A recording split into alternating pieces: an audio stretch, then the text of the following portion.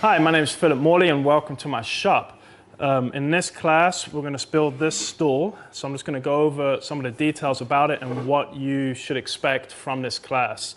So it's a very simple stool, but it's a really fun little project. So we're going to cover the first thing that's important to me is grain selection, so wood selection. So we're going to do things a little bit different, looking at wood a little different as far as the sides come. We're going to use a technique called rip and flip.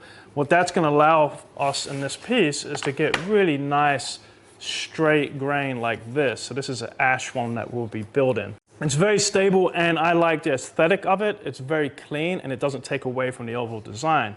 So we're going to go through that technique. We've also got some nice tenons, so some through tenons that we're going to do, and we're going to use a plunge router with a guide bushing for that. We're going to talk about template making, and also as you can see, we have this nice curve here. So there's a lot of small subtle details in this that just makes this a really fun project for really any level of person. Some of the other things that we're going to do a little bit different is the detailing of some of this of the sides and the ends here that really elevate this piece from just a normal regular piece. We'll be doing that by hand, so we'll go over some of the necessary hand tools for that and any little tips and tricks along the way. So we've taken this class, you'll receive a detailed plan for the project.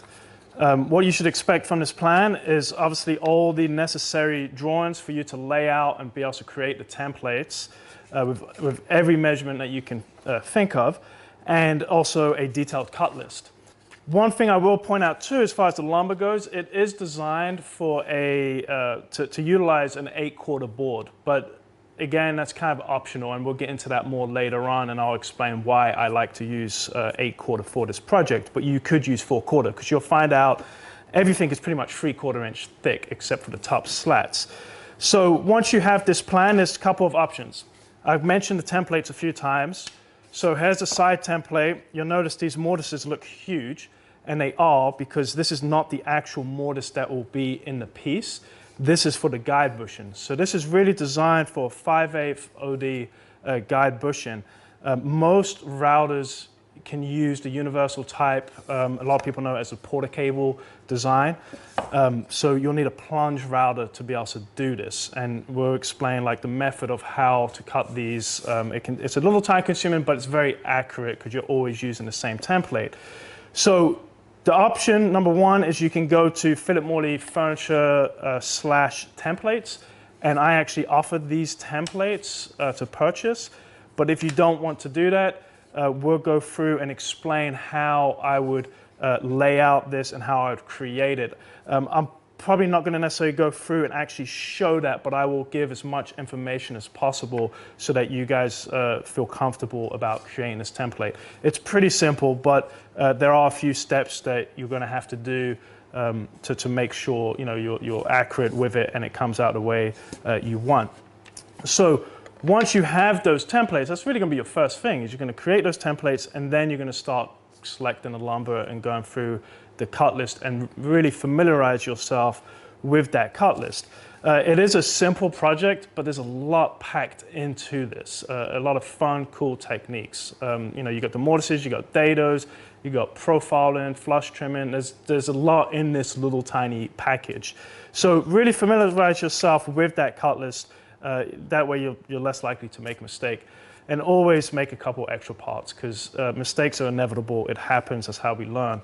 Anytime I do a project like this, I try to make it a little more accessible to people, meaning not using a specialty tool. So the way I'm going to do this is not the way I would actually do this in my actual business itself, because I have better ways to do it, which are just more accurate, faster. Really faster is the main thing. But it'd be silly for me to show you a machine that cuts these tenons round and beautiful, but then you have to go buy an $1,800 machine. If you're getting into this more, you'll realize that's the way to go, if that's what you want to do. So for this, like I said, we're going to be using a plunge router with a guide bushing. We'll have a tool list kind of laid out for you.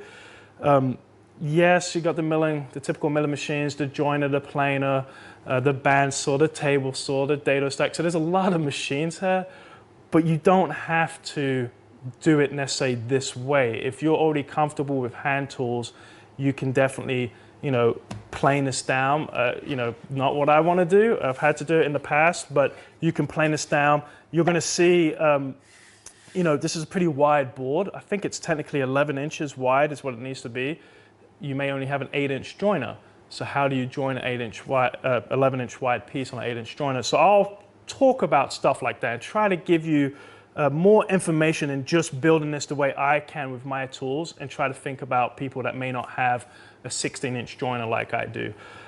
But a lot of this is definitely accessible for most shops. If you've already been doing woodworking for a while, you have a lot of these basic machines. And I'll try again to give you as much information as possible, different ways to do it. So the first thing you're going to do is create templates. I already have my templates.